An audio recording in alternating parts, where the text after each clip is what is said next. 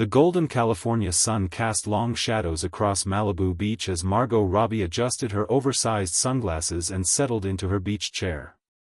It had been months since the global phenomenon that was the Barbie movie, and she was finally beginning to feel like she could enjoy a quiet afternoon without being recognized at every turn. The pink waves of fame were starting to settle, or so she thought. She had chosen this particular stretch of beach precisely because it was typically less crowded, a hidden gem known mostly to locals. Her blonde hair was tucked under a wide-brimmed hat, and she wore a simple coral sundress that she hoped would help her blend in with the other beachgoers. All she wanted was a few hours of peace, perhaps to read the script that her agent had been pestering her about, or simply to listen to the rhythmic crash of waves against the shore. The afternoon started perfectly. Margot had managed to read 3 chapters of her book, sipped her iced coffee, and even dozed off for a brief nap. The sound of children's laughter in the distance created a pleasant soundtrack to her relaxation. She smiled to herself, thinking about how different this was from the controlled chaos of movie sets and red carpet events. But peace, as she had learned, was often a fleeting luxury in her line of work. Oh my gosh! Oh my gosh! The high-pitched squeal cut through the gentle beach ambience like a hot knife through butter. It's her. It's really her. Margot's eyes snapped open behind her sunglasses. A group of children, ranging from what appeared to be 8 to 12 years old, were pointing directly at her from about 50 feet away. Their voices carried easily across the sand, and she could see the exact moment recognition dawned on their faces. It's Barbie. Real-life Barbie, shouted a girl with pigtails, her voice reaching an octave that probably had dolphins turning their heads. Before Margot could even process what was happening, the entire group of children, she counted 7 of them, began running toward her with the kind of unbridled enthusiasm that only children possess. Sand flew behind their feet as they charged across the beach like a pink-obsessed cavalry. Margot's first instinct was to gather her things and make a diplomatic retreat. She had learned from experience that crowds could quickly become overwhelming, and children, while wonderful, could be particularly intense in their excitement. Her hand moved toward her beach bag, where her car keys waited for exactly this type of scenario. But something made her pause. As the children drew closer, she could see their faces more clearly. These weren't the calculated expressions of adults seeking selfies or autographs for social media clout. These were pure, unfiltered joy and wonder. Their eyes were wide with the kind of magic that adults often forget exists, the belief that fairy tales could walk among them on a Tuesday afternoon. The first child to reach her was a girl of about 10, with curly red hair and freckles scattered across her nose like cinnamon on cappuccino foam. She skidded to a halt just a few feet away, suddenly overcome with shyness despite her bold approach. Are you really Barbie?" the girl whispered, as if speaking too loudly might break the spell. Margot felt her heart do something complicated in her chest. She slowly removed her sunglasses and smiled the kind of smile that had launched 1,000 magazine covers, but this time it was completely genuine. "Well," she said, her Australian accent lending a musical quality to her words, "I played Barbie in a movie. But you know what? I think we're all a little bit Barbie, don't you?" The children erupted into excited chatter, talking over each other in their eagerness to be heard. "I knew it was you. You're so pretty. Do you live in a dream house? Can you really drive the pink car? Are Ken and you really boyfriend and girlfriend?" Margot laughed, a sound that seemed to put the children at ease. She gestured for them to sit down on the sand around her chair, and they complied with surprising obedience, forming a semicircle like she was about to tell them the world's most important story. "What are all your names?" she asked, genuinely curious about each small face looking up at her with such anticipation. The introductions came in a rush: Emma, Sophia, Lily, Marcus, Aiden, Zoe, and Isabella. Each child seemed to grow a little taller when Margot repeated their name back to them, as if being acknowledged by their hero was a form of magic in itself. "Well, Emma, Sophia, Lily, Marcus, Aiden, Zoe, and Isabella," Margot said, making sure to look at each child as she said their name. I have to say, this is the best part of my day. Do you know why? 7 heads shook in unison. Because you remind me why I wanted to make the Barbie movie in the first place. It wasn't just about the pink and the glamour, though those things are fun too. It was about showing everyone that they can be anything they want to be. Little Sophia, who couldn't have been more than 8, raised her hand tentatively. My mommy says Barbie teaches us to dream big. Your mommy is very smart, Margot replied. What do you dream about being when you grow up? The answers came fast and varied: astronaut, veterinarian, teacher, professional soccer player, artist, scientist, and, from young Marcus, a dad who makes really good pancakes. Margot's smile grew wider with each answer. Those are all wonderful dreams. And you know what? Barbie has been all of those things and more. She's been an astronaut since 1965, way before most people even thought women could go to space. Really?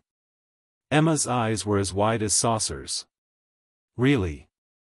She's been a doctor, a president, a paleontologist, a pilot, an entrepreneur, you name it, Barbie's probably done it. But the most important thing about Barbie isn't what job she has or what she wears. It's that she never stops believing in herself and in the people around her. Margot could see the parents of the children watching from a respectful distance, most of them holding phones but keeping them lowered, as if they understood this was a moment that transcended social media.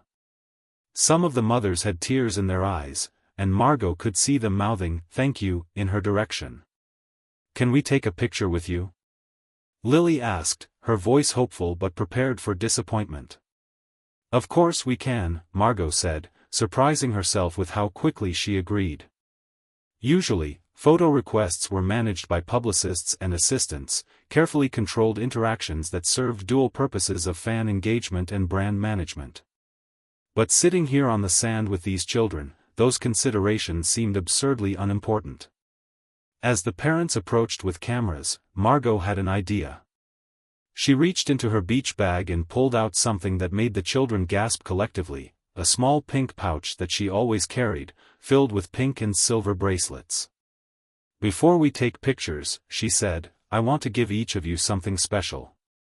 The bracelets were simple but elegant, pink cord with small silver charms, and scripted across each one in delicate lettering were the words, "Be your own Barbie." "I had these made after the movie came out," Margot explained as she handed one to each child. "They remind me, and now they'll remind you, that being Barbie isn't about looking a certain way or having certain things. It's about being brave enough to be yourself and kind enough to help others be themselves too." The children were speechless for perhaps the first time since they'd arrived, turning the bracelets over in their small hands like they were precious artifacts. "These are the most beautiful things I've ever seen," Isabella whispered, slipping hers onto her wrist immediately. "Can I really keep it forever?" Marcus asked, seeming surprised that such a gift could be his. "Forever and always," Margot confirmed. "And whenever you look at it, I want you to remember that you're already perfect exactly as you are. You don't need to change anything about yourself to be amazing." The photo session that followed was unlike anything Margot had experienced in her career. Instead of posed shots and practiced smiles, there was genuine laughter, spontaneous hugs, and the kind of joy that photographers spend entire careers trying to capture. The children showed her their sand castles, shared their snacks, and told her about their favorite Barbie movies and dolls.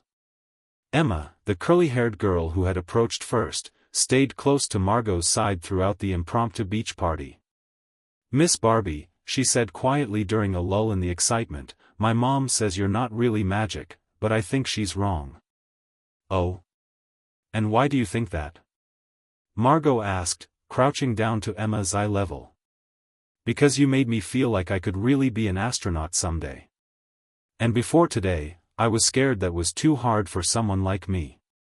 Margot felt tears prick at her eyes. "Emma, can I tell you a secret?" The little girl nodded eagerly. "Before I became an actress, I was scared too. I was scared that I wasn't good enough, that I didn't look right, that people wouldn't like me. But you know what I learned? What? I learned that being scared is okay, as long as you don't let it stop you from trying. And I learned that the most magical thing in the world isn't fairy dust or wishes coming true, it's believing in yourself enough to make your dreams happen. Emma threw her arms around Margot's neck in an impulsive hug that was worth more than any award she'd ever received. As the afternoon wore on, more parents and children began to notice the gathering, but something remarkable happened. Instead of a chaotic mob scene, the families seemed to understand that they were witnessing something special and chose to give the group space. A few more children were invited to join, but the atmosphere remained intimate and magical. Margot found herself playing beach games she hadn't enjoyed since her own childhood, building sand sculptures, and having deep conversations about dreams and fears with people who weren't yet old enough to drive. She told them stories from the set of Barbie, describing the massive pink sets and the incredible costumes, but always bringing the conversation back to the message that had driven the film. The funniest thing about playing Barbie, she told them as they sat in a circle, sharing fruit snacks that Sophia's mother had contributed to their impromptu beach picnic, was learning that I didn't have to be perfect to be her. Barbie isn't perfect either, she's just someone who tries really hard and never gives up on herself or other people. But you are perfect, Zoe insisted, causing the other children to nod in agreement. Margot laughed. Oh, sweetheart, I am definitely not perfect. I mess up lines during filming, I trip over my own feet at fancy events, and I once got so nervous before a big audition that I threw up in the parking lot. The children giggled at this revelation, clearly delighted to discover that their idol was human. But that's what makes you even more perfect. Marcus declared with the logic that only children possess. As the sun began to set, painting the sky in shades of pink that would have made the Barbie dreamhouse jealous, Margot realized that the afternoon had become one of the most meaningful experiences of her career. These children had reminded her why representation mattered, why stories had power, and why the responsibility of being a role model was both daunting and deeply rewarding. The parents finally began the process of gathering their children, and Margot was surprised by how reluctant she was to see them go. Each child hugged her goodbye, promising to wear their bracelets every day and to remember what she had told them about being brave. Emma was the last to leave, hanging back as her mother waited patiently near the parking area. "Miss Barbie," she said, "will you remember us?" Margot knelt down one final time, taking the little girl's hands in hers. "Emma, I want you to know something. Today, you and your friends gave me a gift that I'll treasure forever. You reminded me that magic is real, it's in the kindness we show each other, the dreams we dare to chase, and the love we share with people we've just met. I won't just remember you, I'll carry this day with me always." As she watched the families walk away, chattering excitedly about their encounter, Margot remained on the beach for a while longer. She thought about the strange turns her life had taken, how a girl from Australia had ended up sitting on a California beach, having just lived through what felt like a real-life fairy tale. Her phone buzzed with text messages, her assistant wondering where she was, her publicist asking about her schedule for tomorrow, her agent with updates about potential projects. But for once, those messages felt less urgent than usual. The real world of Hollywood would still be there tomorrow, with its demands and pressures and carefully managed interactions. Today had been about something more important, the reminder that sometimes the most meaningful moments happen when you stop trying to control them and simply let yourself be present for the magic that finds you. As Margot finally packed up her things and prepared to leave the beach, she noticed something pink glinting in the sand near where the children had been sitting. It was a small plastic Barbie accessory, a tiny pink shoe that must have fallen from someone's backpack. She picked it up and smiled, slipping it into her pocket like a talisman. Tomorrow she would be Margot Robbie, the actress, the producer, the public figure with responsibilities and image concerns. But today, for a few precious hours, she had been something even better, a reminder to 7 children that their dreams were valid, their worth was inherent, and their potential was limitless.